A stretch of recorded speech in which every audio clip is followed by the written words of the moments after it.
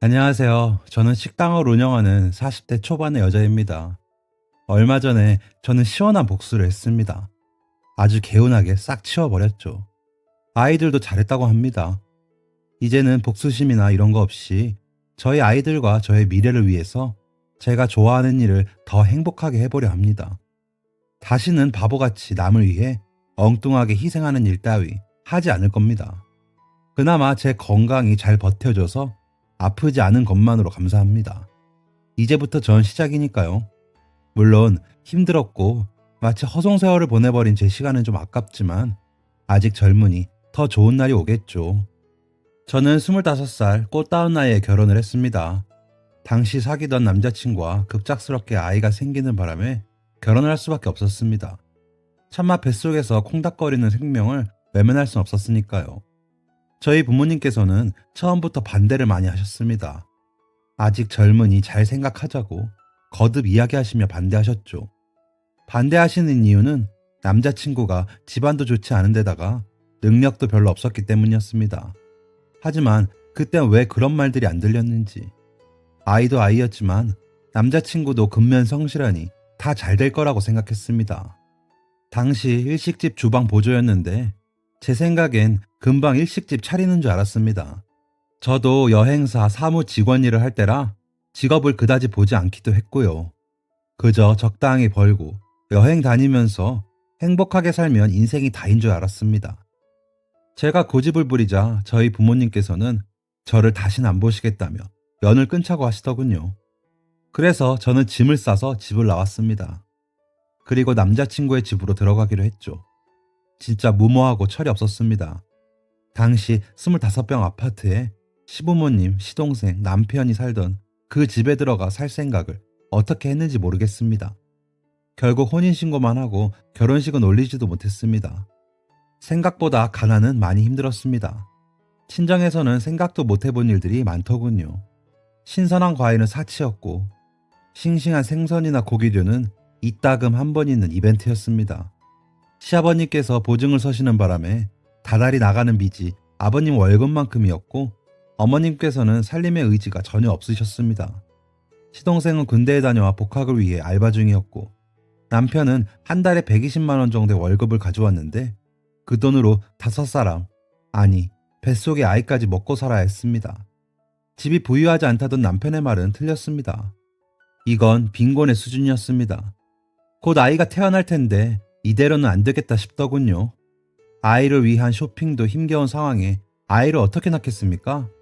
그래서 저는 대출을 받았습니다. 그리곤 아파트 상가에 작은 식당을 열었습니다. 매일 다른 메뉴의 백반으로 1인당 한 상씩 나가는 작은 식당이었습니다. 어릴 적부터 음식 솜씨가 좋다는 이야기를 많이 들었고 요리가 취미이면서 플레이팅을 해서 차린 밥상으로 미니홈피에 올리는 게 취미였거든요. 아무래도 임신한 몸으로 혼자서는 힘드니 어머님께 부탁을 드렸습니다. 함께 해서 용돈이라도 버시자고요. 어머님은 저의 추진력에 놀라신 눈치였지만 약간의 희망을 느끼셨는지 제가 하자는 대로 잘 해주셨습니다. 가게는 혼자 식사하시는 분들 또는 동네 아주머니들이 운동 후 찾는 밥집으로 입소문이 나며 점차 잘 되기 시작했습니다. 포장도 많았고요. 메뉴는 30여 가지를 놓고 돌아가며 했는데 주로 집밥을 건강하고 싱싱하게 먹을 수 있게 했습니다. 플레이팅도 엄청 신경 썼습니다. 사소한 거라도 말이죠. 건강식, 귀찮을 수 있는 조리를 예쁘게 먹을 수 있는 집이라는 미니 홈피의 댓글이 제일 기억에 남네요. 생활비를 벌려고 시작한 식당은 점차 아버님 월급 정도는 벌었지만 대출금을 갚고 나면 딱 아이 키울 준비할 만큼 제 수중에 들어오더군요. 어머님 용돈 좀 챙겨드리고 나면 그랬습니다. 점차 배는 부르는데 출산 후 제가 자리를 비울 때를 생각하면 어머님께 더 알려드려야 하는데 어머님께서는 자꾸 본인 식대로 하셔서 걱정이 되었습니다.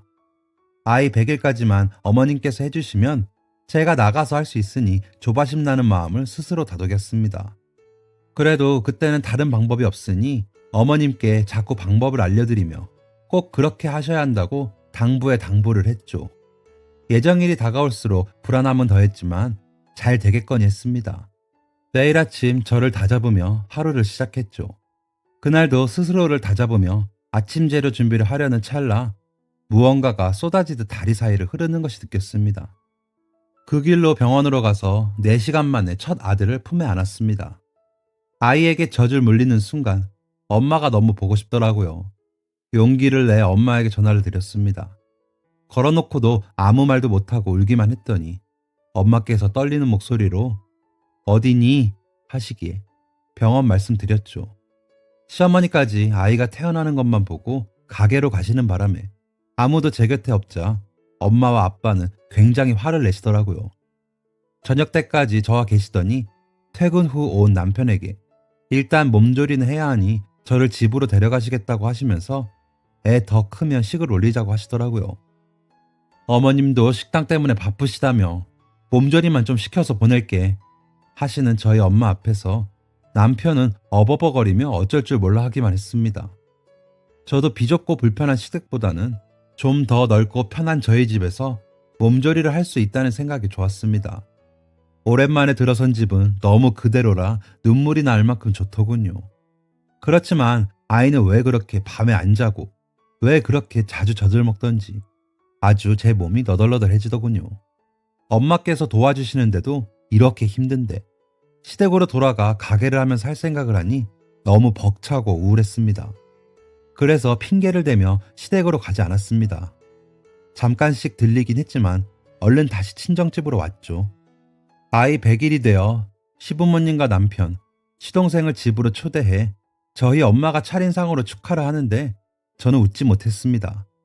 이제는 시댁으로 가야 할 것을 알았기 때문이었죠. 게다가 가게의 매출은 엉망이 되었고 미니홈피에는 전과 너무 달라짐, 사장님 자리 비우시니 갈 수가 없음 이라며 부정적인 글들만 잔뜩이더군요. 너무 답답해 아이와 사진을 찍고는 울어버렸습니다. 그런 저를 보시곤 엄마도 함께 오셨죠. 시어머니께서는 저의 손을 잡으시더니 사람이 든 자리는 몰라도 난 자리는 안다고. 너 없으니 집이 휑해. 이제 가자. 내가 더 열심히 할게. 라면서 토닥여 주시더라고요. 그래서 암담했지만 마음을 다잡고 시댁으로 나섰습니다. 어쨌든 제가 선택했고 제 아이를 위해서 저는 또 나서야 했으니까요. 엄마와 아빠는 힘들면 언제든 이야기하라고 하셨지만 더 어리광부리다간 제가 일어서지 못할 것 같았습니다. 점심 저녁으로 하던 장사를 점심 위주로 바꾸기로 했습니다. 아무래도 저녁에는 아이 곁에 제가 더 있어야 할 것 같아서요. 당시 막 붐이 일기 시작한 블로그도 열심히 하기 시작했습니다. 메뉴 사진과 반찬 만드는 사진들을 올리니 어느새 인기 블로거가 되어 있었습니다. 어머니께서 집에서 아이를 봐주시고 저는 가게로 나갔습니다. 손님이 없는 틈을 타 유축을 해가며 아이에게 모유를 먹이려고 애를 썼습니다. 그렇게라도 아이에게 저를 전하고 싶었으니까요. 아이는 그런 제 마음을 아는지 아프지 않고 잘 자라주었습니다. 그 사이 돌아섰던 손님들이 하나 둘 돌아오시더라고요. 전보다 더 많은 손님이 찾아주셨습니다. 새벽부터 준비한 음식들을 예쁘게 그릇을 담을 때는 세상 시름이 다 잊혀지면서 기분이 좋더군요. 그런데 더 이윤을 내기에는 가게가 너무 작았습니다. 그래서 더 넓은 가게로 알아보기로 결심을 했죠. 고민을 하고 있는데 아버님께서 퇴직금 일부가 남았는데 그거라도 좀 보태주랴 하시더군요. 아직 정년 퇴직까지는 시간이 좀 남았지만 미리 당겨서 쓰실 수 있다고 하시더라고요. 그 돈이면 길 건너 상가에 지금 가게보다 2배는 되는 크기의 가게를 구할 수 있었습니다. 그만큼 더 부지런히 하면 그만큼의 수익은 오를 것이기에 해보자 싶었습니다. 하지만 일이 늘어난 만큼 전처럼 혼자 할 수는 없었습니다. 어머님은 아이를 봐주셔야 하니 일단 시동생에게 부탁을 했죠. 어차피 알바 중이니 와서 좀 같이 하자고요. 처음엔 꺼리는가 싶더니 무슨 바람이 불었는지 하겠다 하기에 감사했습니다. 다행히 자리를 옮기고 나서도 장사는 잘 됐습니다. 달라진 게 있다면 전보다 인근 회사에서 오시는 회사원 손님들이 많아졌었죠. 블로그를 통해 그날 메뉴를 올리면 예약을 해주시는 분들도 생겨났습니다. 반찬을 판매해달라는 요청도 많아 몇 가지는 포장 판매도 했습니다. 그러다 보니 일손은 더 부족해지더군요. 그래서 남편에게 이야기했습니다. 처음엔 탐탁해하지 않더군요. 자신은 그쪽이 아니라 다른 쪽인데 괜히 시작했다가 안 되면 어쩌냐 하면서요. 그래서 알겠다고 했는데 또 금방 하겠다고 하더라고요. 알고 보니 그 뒤에는 시어머님께서 계셨더라고요. 제가 시아버님께 빌린 돈부터 갚으려고 한 달에 아버님 수입보다 더 큰 돈을 들이고 있었거든요. 지금 생각해보니 참 미련했던 게 저희 가족 분가할 돈도 못 모으고 아기 용품 살 돈만 빼고 대출금 갚고 시동생 알바비를 비롯한 기타 필요 경비 빼고는 다 드린 거였습니다. 그러다 보니 굉장히 큰 돈을 만지는 줄 알고 저 도와라 하신 거였더라고요. 남편이 가게에 들어오고 나서는 저녁 장사도 시작했습니다. 저녁은 그렇게 사람이 많지 않을 것 같아 남편이 보면 된다고 생각했죠. 일식을 배운 남편은 역시 요리사라 그런지 어머님보단 플레이팅을 비롯한 것들을 더 잘 지키더군요. 그 덕에 저는 기존 30여 가지의 메뉴에서 만족하지 않고 신메뉴들을 더 개발해 메뉴를 자주 바꿔가며 뒤처지지 않으려고 노력했죠. 어느새 두꺼워져만 가는 레시피북은 저의 큰 자산이 되었죠. 하지만 메뉴 개발이나 기본적인 음식을 할 때는 남편은 관심이 없었습니다. 어느 정도 돕다가 일식집을 차릴 거라고 하더군요. 친정에는 한 달에 한 번 정도 찾아뵈었습니다. 결혼식 이야기를 종종 하셨지만 지금은 때가 아니니 조금만 더 기다려달라 말씀드리곤 장사에 매진하였습니다. 저라고 왜 드레스 안 입어보고 싶었겠습니까? 식 이야기만 나오면 안절부절하는 남편 때문에 눈치 보느라 핑계를 댔죠. 일요일마다 쉬고 있었고 신혼여행은 생각도 못하긴 했어도 말이죠. 그러다 덜컥 둘째가 들어선 것을 알았습니다. 갑자기 날짜도 아닌데 출혈이 있어 병원에 가보니 임신 10주였습니다. 무리하지 말라는 의사 선생님의 말에도 장사를 손에서 놓을 순 없었습니다. 제가 아니면 기본적인 밥, 물 맞추는 것도 힘들었으니까요. 그리고 아버님은 곧 정년 퇴직이셨고 나머지 가족들의 유일한 생계수단이 식당이기도 했기에 아이들을 생각하면 손을 놓을 수가 없었습니다. 저녁 장사는 거의 포장이 많았습니다. 그래서 아예 도시락처럼 포장을 하기 위해 저녁 메뉴는 흐르지 않는 메뉴 위주이면서 보양이 되는 메뉴 위주로 구성했습니다. 간단하게 맥주도 곁들일 수 있는 안주 메뉴도 구성을 했죠. 전에 일본 여행을 갔을 때 먹은 기차 도시락을 생각을 많이 했습니다. 남편에게도 그 편이 더 쉬울 것 같기도 했고요. 여전히 메뉴에는 관심이 없이 제가 준 레시피북만 들여다보고 기계적으로 하더군요. 그러다 보니 저는 아이를 재우고 나서는 여러 자료를 찾아가며 공부를 많이 했습니다. 일은 하면 할수록 재미있어졌습니다. 그러면서도 뱃속의 둘째에게 항상 미안했습니다. 다행히 아이는 잘 자라주었고 건강하게 태어났습니다. 여리여리한 여자아이라 큰애를 낳았을 때와는 또 다르더군요. 더 품에 쏙 안겨 인형을 안는 것 같았습니다. 이번에도 몸조리는 친정 부모님께서 해주셨습니다. 가게 일은 다행히 남편이 레시피북과 다름없이 잘 진행해줘서 전처럼 흔들림은 없었습니다. 물론 아주머니 한 분을 채용해서 일을 해야 하긴 했지만요. 몸조리하는 절 보며 저희 엄마는 식도 안 올리고 애를 둘이나 낳으면 어쩌니?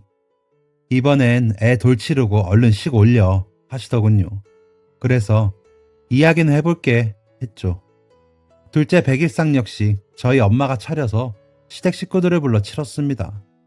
그리고 그 자리에서 저희 엄마가 이제는 정말 식을 올려야 하지 않을까요? 하셨더니 시댁 식구들이 모두 직접적인 언급을 피하더군요. 서운하기도 하고 기분도 나빠져서 저도 더 나이 들기 전에 식 올리고 싶어요 했습니다. 그랬더니 남편이 안 그래도 알아보는 중이야. 둘째 돌 지나고는 꼭 식 올리겠습니다 하더군요. 우리 모두 그 말을 믿었습니다. 시댁으로 돌아오니 분위기가 좀 이상했습니다. 그래서 무슨 일 있어? 라고 물으니 같은 아파트에 46평 아파트를 계약했다는 것입니다. 그래서 잘 됐네 했더니 내 명의로 계약을 하는데 돈이 좀 부족해서 대출을 받아야 해. 그런데 내가 수익이 없잖아. 그래서 가게를 내 명의로 돌리고 수익 증명을 좀 해야 해 라더군요. 그때 눈치를 챘어야 했는데 저는 넓은 집으로 가면 아이들과 편할 생각에 얼른 그러자고 해버렸습니다. 이사간 집에 시부모님과 시동생, 저희 부부가 더 행복하면 그만이라고 생각했으니까요. 아버님은 정년퇴직을 하셨고 어디 경비 자리라도 알아보신다고 하셨지만 두 아이를 혼자 보시기 힘드셨던 시어머님의 만류로 집에서 함께 저희 아이들을 봐주셨습니다. 저도 그렇게 해주시는 게 감사했죠. 그래서 생활비도 더 많이 들였습니다. 식당은 어느새 기존에 주로 팔리는 메뉴와 새로운 메뉴의 구성으로 돌아가며 상을 차리다 보니 매일 오시는 손님도 생길 지경이었습니다. 어쩔 때는 맛있었던 메뉴들을 구성해서 의견을 보내주시는 손님들도 계셨습니다. 시간은 참 빨리도 흐르더군요. 그러다 보니 큰아이는 학교에 들어갈 시기가 되었고 시동생은 결혼을 해서 분가를 했습니다. 저는 상견례에도 못 가보고 결혼식장에서야 동서를 처음 보았습니다. 그런데 결혼 전 저희 식당에서 알바를 하다가 복학을 하며 빌려준 등록금도 못 받고 분가하는 시동생 집도 해줬는데 고맙다는 인사 한 번을 못 받았습니다. 서운하고 속상해 남편에게 이야기했더니 야, 그걸 꼭 말로 해야 하냐? 그리고 자리 마련하겠다는 걸 바빠서 못 나간 게 누군데 괜히 분란 만들지 마 하더군요. 누구는 속이 없어 식도 못 올리고 사는 줄 아는지 괜히 저에게 더 무안주는 남편에게 야속해 있을 때면 아이들이 엄마 라며 달려와 품을 파고들곤 했습니다. 3살 터울인 남매가 다행히 사이도 좋아 고맙고 예뻤습니다. 시부모님은 애들 보는 게 너무 고되고 힘들다곤 하셨지만 저는 아이들하고 일주일만 붙어 있으면 좋겠다고 생각했습니다. 가족여행 한 번 못 가고 키운 아이들이기에 일요일마다 가까운 곳이라도 데리고 가려고 노력했습니다. 아이들은 엄청 좋아하면서도 친구들이 여행 다녀온 이야기, 캠핑장에 가고 싶다는 일기들을 쓰기도 했죠. 그래서 우리 토요일 저녁에 장사 한번 쉬고 가까운 캠핑장으로 애들 데리고 다녀올까? 하고 남편에게 말을 했더니 언제는 장사 때문에 안 된다며 괜히 다녀오고서 몇 날 며칠을 손해본 거 이야기하려고? 됐어 라며 피하더군요. 그러면서 밤마다 샤워를 하고는 맥주를 한잔 한다며 나가곤 했습니다. 서운했지만 피곤해서 그러려니 했습니다.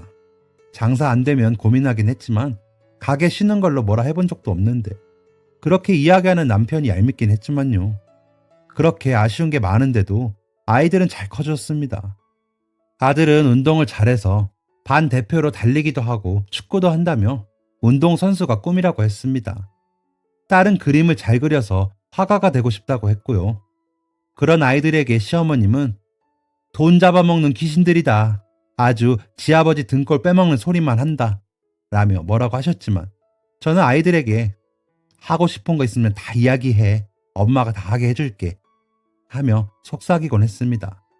전에는 안 그러시더니 아이들이 클수록 아이들에게 돈 이야기를 많이 하시고 아껴 쓰라고 잔소리를 많이 하시는 것 같았습니다. 저에게도 애들 학원비 한 달에 얼마 들어가냐? 어휴, 그 돈이면 너는 애들 그런 거 다 들어주면 어쩌려고 그러냐? 아주 호강에 겨웠다 하시더군요. 그래서 어머니 생활비 좀 줄이시면 되겠네요. 어머님 아버님 두 분이서 쓰시는 돈보다 적어요 라고 했습니다. 언제부턴가 옷도 많아지시고 모임도 많아지셔서 돈을 더 달라고 하실 때가 많아졌거든요. 그러면 눈을 흘기시며 휙 돌아서시곤 했죠. 그렇게 아들은 축구를 하기 시작했고 딸아이는 미술학원을 보냈습니다. 다행히 소질이 있다는 얘기를 듣고 더 열심히 일할 맛이 나더군요. 어느덧 둘째도 중학교에 가게 되어 이제 제법 여학생 티를 내게 되었습니다. 고등학생인 아들은 중학교 때부터 축구부 팀에서 제법 잘하는 실력으로 스트라이커 포지션을 맡고 있었고 딸아이는 그 어렵다는 예중에 합격해 들어갔습니다. 물론 학비나 이런 것들이 많이 들긴 했지만 아이들만 생각하면 저는 기분이 좋았습니다. 아들은 합숙이다 전지훈련이다 해서 집에 잘 못 오는 날이 많아 항상 그리웠지만 경기 성적이 좋다는 이야기를 들을 때마다 하늘을 날 것 같았습니다. 딸아이는 여러 대회에서 상장도 잘 타왔고요.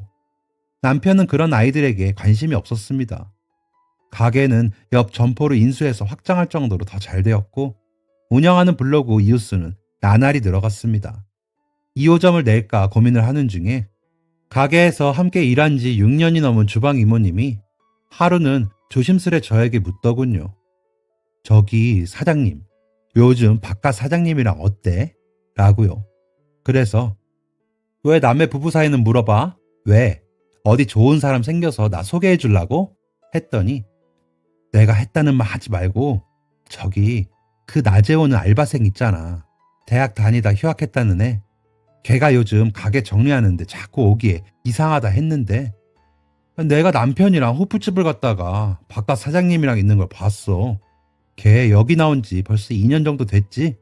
막 오빠 오빠 하면서 둘이 가관이더라. 라고 하는 겁니다.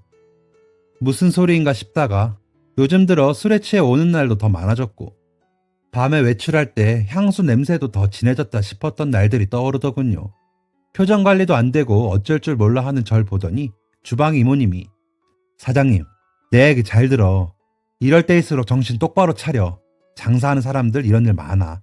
괜히 돈 많은 줄 알고 들러붙는 어린애들도 많고 증거 확실히 잡을 때까지는 티 내지 말고 시부모한테도 언지 주지 말고 내가 필요하면 증인도 해줄 테니까 라며 제 손을 잡고 위로해 주셨습니다. 그 순간에도 아이들이 제일 먼저 떠오르더군요. 사실 몇 년 전에도 동창 여자와 따로 만나다 저에게 걸리곤 다신 안 그런다며 싹싹 빌었거든요. 아직 아이들도 어리고 시부모님도 함께 사정하시며 한 번만 봐달라고 하셔서 제가 한 발 물러났었던 적이 있었습니다. 그 후로 일부러 더 신경 안 쓰고 살았는데 또 이런 일이 생겼다니. 애들에게 정없이 굴어도 마음은 안 그러겠거니 했는데 바람을 또 피우고 돌아다녔다는 게 도저히 용서가 안 되더라고요. 그래도 바로 잡으면 될 거라고 생각했습니다. 또 저에게 용서를 빌고 다시는 안 그럴 거라고 믿었죠. 그날 밤 다시 나가는 남편에게 오전 알바 만나러 가니? 라고 물었더니 놀라더군요. 그러더니 알았어? 그래, 나도 언젠간 말하려고 했어. 알았다니 말할게. 우리 이혼하자. 이렇게 사는 게 무슨 의미가 있니? 너는 장사만 하고 나는 그저 동업자잖아. 라고 하는 겁니다. 어이가 없고 기가 차더군요. 이혼?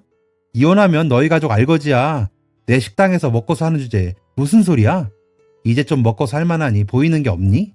했더니 잊었어? 4명이 식당이야. 너 하나 나간다고 안 망해. 애들 다 컸고 엄마랑 아빠도 나오시게 하면 돼. 착각하지 마. 너 식당? 웃기고 있네. 하더니 나가버리더군요.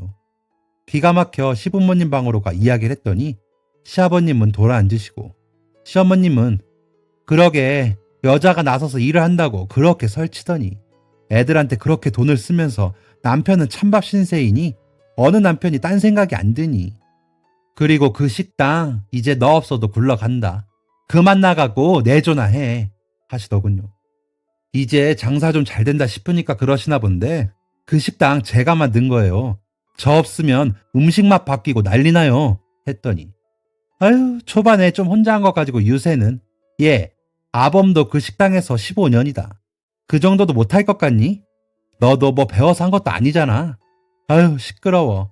이렇게 내 새끼 속 시끄럽게 할 거면 이혼해라. 남편 무시하는 아내랑은 못 사는 거다. 하시더군요. 그 길로 가게에 가 CCTV를 돌려봤습니다. 너무 여러 날 너무나 아무렇지 않게 빈 가게에서도 애정 행각을 하고 있더군요.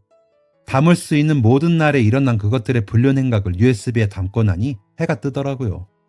집으로 돌아가 딸아이 학교 보내고 시부모님과 남편을 앉혀놓고 이혼하자 했습니다. 그리고 가게에는 나가지 않았죠. 변호사 사무실에 가 USB를 보여드리며 문의를 했습니다. 증거로는 충분했고 상간녀 소송까지 함께 진행할 수 있게 해주시겠다고 하시더군요. 재산 분할에 대해서는 미니홈피는 사라졌지만 블로그가 있어 제가 메뉴 구성하고 제가 직접적인 운영자라는 사실이 증명되기에 충분하다고 하시더군요. 양육권도 친권도 제가 가져올 수 있다고 하셨습니다. 그래서 소송을 준비하기로 했습니다. 집으로 가 짐을 싸서 친정으로 갔습니다. 사실을 전해 들으신 엄마 아빠는 펄펄 뛰셨지만 소송 상담하고 왔다는 제 이야기에 좀 진정을 하시더군요. 소송은 순조롭게 진행이 되었습니다. 남편 측의 외도의 증거가 명백해 위자료 3천만 원에 재산분할 5대5로 판결이 났습니다. 상간녀는 3천만 원 배상이 떨어졌는데 그것도 남편이 내주는 것 같더라고요. 식당은 내놓을 수 없으니 모두 현금으로 재산분할을 하느라 집을 팔았다고 시어머니는 울며 불며 내가 어떻게 산 집인데 너 하나 때문에 집을 팔게 하니? 하더군요. 그 집 제 덕분에 산 건 잊으셨나 봅니다. 아이들은 모두 저와 살길 원하기도 했고 재판 결과도 제가 친권과 양육권을 가지게 판결이 났습니다. 양육비는 매달 한 아이당 70만 원씩 총 140만 원을 주라는 판결이 났고요. 재판이 모두 끝나고 제가 제일 먼저 한 일은 아이들과의 여행이었습니다.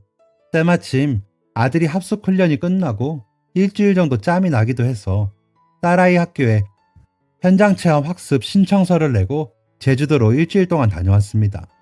다니면서 맛있는 것도 먹고 예쁜 풍경도 보니 기분도 좋아지고 다시 활력이 생기더군요. 이제 우리 세 식구만 생각하면 살면 되니까요. 애들도 너무 좋다며 이제 우리 자주 오자고 하더라고요. 그렇게 돌아와 저희 세 식구 살 집은 친정 가까이 구했습니다. 아이들 학교 전학이 어려워 멀리 가지는 못하겠더라고요. 그리고 배운 게 도둑질이라고 가게를 알아보는데 제가 제일 처음 했던 가게와 한 블록 정도 떨어진 곳에 괜찮은 자리가 났더군요. 순간 여기가 좋겠다는 생각이 들었습니다. 남편이 하고 있던 식당과 마주보는 자리까지는 아니었지만 인도로 나와서 보면 보이는 자리였으니까요. 거기서 누가 진짜인지 겨뤄보자는 심보가 발동을 하더군요. 어차피 레시피북은 제가 가지고 있으니까 말이죠. 블로그는 닫지도 않고 예약 문의는 가게로 직접 하라는 글만 올린 상태였습니다. 그래서 여기서 해보자 싶었습니다. 일단 블로그부터 다시 시작했습니다. 전에 블로그에는 새롭게 단장하여 새로운 시작을 합니다. 라며 새로 만든 블로그 주소도 공지해놨습니다. 그렇게 저는 남편의 가게가 보이는 그곳에서 다시 시작했습니다. 그 전의 가게와 분위기만 조금 달리했고 그릇이나 식기류는 더 고급스러운 것을 사용했습니다. 간판도 거의 비슷했죠. 모두 제 취향이었으니까요. 그렇게 문을 열고 한 3일인가 있다가 전 남편과 전 시어머니가 찾아왔더군요. 아니, 이렇게 베껴서 가게를 차리면 어떻게 해? 라며 소리를 치던 전 시어머니는 절 보더니 놀라더군요. 전 시어머니는 아니, 이혼할 때 그렇게 뜯어갔으면 됐지. 이게 무슨 짓이야? 하며 기가 차다는 듯이 인상을 쓰더군요. 우연히 가게가 났길래 이 동네 사람들 제 손맛 좋아하니 차린 거예요. 거기는 거기대로 하세요. 벌써 맛 달라졌다고 다들 말이 많던데. 이럴 시간에 메뉴 연구나 더 하시고요. 그리고 한 번만 더 이렇게 오시면 경찰 부를 거예요. 남편 바람나서 이혼한 전처한테 신고당하고 싶으면 또 와보던가 했습니다. 전 남편은 그런다고 손님들이 여기 올 것 같아? 아주 웃기고 있네. 망해서 위자료 받은 거 다 날리지 말고 정신 차려 하더군요. 한동안은 전에 사용하던 블로그에 안내글을 많이 올렸습니다. 하지만 이혼 소송하면서 관리를 안 해서인지 반응이 없더군요. 그래도 꾸준히 새로 만든 블로그 계정에 전처럼 사진도 올리고 플레이팅도 더 연구했습니다. 그리고 그 전 가게에서 인기가 있었던 구성들로 메뉴를 다시 짜기도 했습니다. 그러면서 전 가게보다 더 저렴하게 가격표를 구성했습니다. 그리고 더 좋은 재료들로 메뉴를 만들었죠. 2달쯤 되던 날 한 손님이 들어오시면서 사장님, 이렇게 따로 나오신 줄도 모르고 맛 변했다고 이상하다 했잖아요. 라며 반가워하더라고요. 자주 오시던 손님이시기에 반가워하며 맞이했습니다. 그러고 나더니 하나, 둘, 전에 오시던 손님들이 이쪽 가게로 오시더라고요. 감사했죠. 블로그 이웃수도 갑자기 늘더군요. 그전 블로그는 폐쇄해도 될 만큼이요. 그래서 폐쇄를 하고 지금 계정 관리를 더 열심히 했습니다. 일손이 부족해져 공고를 냈습니다. 그랬더니 전에 같이 일하던 이모님 2분이 오셨더군요. 안 그래도 사장님 여기 열었다고 해서 곧 일손 부족하겠거니 하고 기다렸어. 우리 저기서 잘렸으니까 걱정 말고 채용해 하시더군요. 이모님들 말에 의하면 동네 아주머니들 사이에서 바람나서 여사정이 나갔다고 소문이 돌았답니다. 그러면서 불매운동처럼 사람이 끊겼다고 하더라고요. 음식 맛은 당연히 바뀌었고 본인들도 맞춰보려고 했으나 미세하게 달라 안 되더라고 하시더군요. 시동생이 2호점을 냈는데 재료 수급서부터 문제가 생겨 난장판이라고 곧 망할 것 같다고도 하시더라고요. 그리고 그 상간녀가 와서는 사모님 노릇하기에 뭐라고 하면서 싸움이 났는데 전 남편이 나가라고 하더랍니다. 그래서 잘됐다 하고는 제가 공고 낼 때까지 기다렸다 하시더라고요. 저와 주방일 하시던 분 한 분과 홀서빙 담당하시던 분들이라 저는 천군만마를 얻은 것 같았습니다. 당장은 전처럼 월급 못 드려요. 대신 장사 잘 되면 전보다 더 많이 드릴게요. 하며 같이 일하기로 했습니다. 가게는 잘 됐습니다. 전보다 잘 된다고 할 수 없었지만 세 사람 일당은 충분히 나왔죠. 동네 아주머니들께서는 더 자주 저희 가게를 찾아주셨습니다. 힘들기도 했지만 애들 생각하면 기분이 좋았습니다. 친정 부모님께 빌린 돈도 갚을 수 있어 감사했습니다. 이 가게 구하면서 좀 빌린 게 있었거든요. 하루는 저녁 장사를 끝내고 정리를 하고 있는데 그 상간녀가 찾아왔더라고요. 술 냄새를 펄펄 풍기며 아니 맨날 그렇게 일만 하고 어떻게 살았어요? 나는 그렇게 못하겠는데 자꾸 그쪽은 했다면서 나보고 하라잖아. 어떻게 산 거야 대체? 지들 장사 안 되는 게 왜 내 탓이야? 라며 술주정을 하더군요. 어이도 없고 상대도 안 하고 싶어?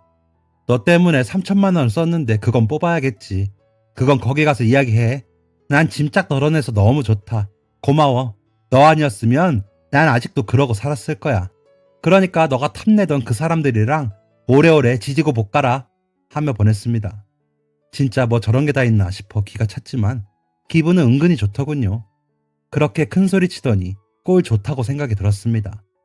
가게 매출은 점점 더 좋았습니다. 도시락 시리즈도 반응이 좋아 인근 사무실에서 배달도 많았고요.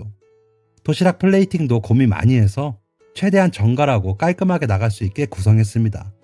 덮밥이 나가더라도 무조건 예쁘고 보기 좋게 나갔으니까요. 그러다 일주일 정도 전에 장사 준비하는데 전 시댁 식구들이 우르르 몰려왔더군요. 그러더니 너 때문에 우리 망하니까 좋으냐? 너 도대체 무슨 짓을 한 거야? 하며 악을 쓰면서 들어와 의자며 테이블을 밀더군요. 그래서 바로 경찰에 신고를 했습니다. 시동생은 엉엉 울면서 형수, 나 그동안 모아놓은 돈 다 투자해서 2호점 냈는데 꼭 이렇게까지 해야 했어요? 하더군요. 그래서 저는 우연히 자리가 나서 여기서 시작한 것 뿐이고 거기서 하던 대로 장사했어요. 원래 내 레시피이고 내 딴엔 다르게 한다고 메뉴 골라서 했는데 손님들이 선택한 거죠. 그러게 제가 그 전에 메뉴 개발하고 음식 만들 때 옆에서 좀 제대로 도우면서 익혀놓지 그랬어요. 내가 일할 때는 다들 놀았잖아. 그러더니 거기 망한 게 왜 내 책임이에요? 내가 잘 살아보자고 할 때 다들 돈 쓰기 바빴지 누가 제대로 했어요? 15년을 넘게 했는데 얼마나 대충 했으면 음식 맛도 못 맞추고 플레이팅도 엉망되고 그런데 누가 가겠어요? 내 탓하지 말고 나가세요. 집기 파손까지 청구하기 전에 라며 이야기하고 있는데 경찰 두 분이 오시더라고요. 그래서 이 사람들 좀 잡아가세요. 남의 가게 와서 난동 부려요 했죠. 그랬더니 눈치 보며 나가면서 우리 이제 가게 못해서 양육비 못 주니까 그런 줄 알아 하기에 안 주면 소송 또 할 거니까 그런 줄 알아 하며 주방으로 들어갔습니다. 그리고 며칠 후 멀리서 보니 가게 간판이 내려가더군요. 마음이 이상했습니다. 제 청춘이 담긴 곳이었으니까요. 옆 점포들로 한 칸 한 칸 늘려가는 재미에 힘들 줄도 몰랐던 그때가 생각나 눈물이 핑 돌더라고요. 이모님들 소식통에 따르면 권리금은 5천만 원 받았다는데 뭐 이것저것 하면 손해긴 하겠더라고요. 저희 가게는 그곳에 마지막까지 가던 손님들까지 오시며 옆 점포를 한 칸 더 늘리려고 이야기 중에 있습니다. 대기 명단이 너무 길어져 조금이라도 줄을 줄이려면 그래야겠더라고요. 이모님들 월급은 더 올려드렸고 직원도 둘 더 뽑았습니다. 이 정도면 제 속이 얼마나 후련한지 느껴지시나요? 진짜 100년 뒤 먹을 음식까지 소화된 기분입니다. 양육비는 안 들어오고 있지만 1년 정도 기다려보고 소송 걸려고요. 사람이 주제를 알고 은혜를 입으면 감사하게 생각할 줄 알면서 살아야 하는 것 같습니다. 아이들에게도 그렇게 가르치고 있고요. 우리 아이들은 착하고 예쁘게 키우고 싶습니다. 이제 거의 다 커서 더 할 말이 없긴 하지만요. 이제 우리 세 식구 더 행복하게 살겠습니다. 그리고 속 썩인 친정 부모님께 더 많이 갚으면서 살겠습니다. 앞으로 더 잘 살라고 응원해 주시면 너무 감사하겠습니다. 코로나다 뭐다 많이 힘드신 자영업자 여러분, 우리 힘내봅시다. 지금까지 사연 들어주셔서 감사합니다. 사연이 재밌으셨다면 구독과 좋아요를 눌러주세요. 감사합니다. 안녕히 계세요.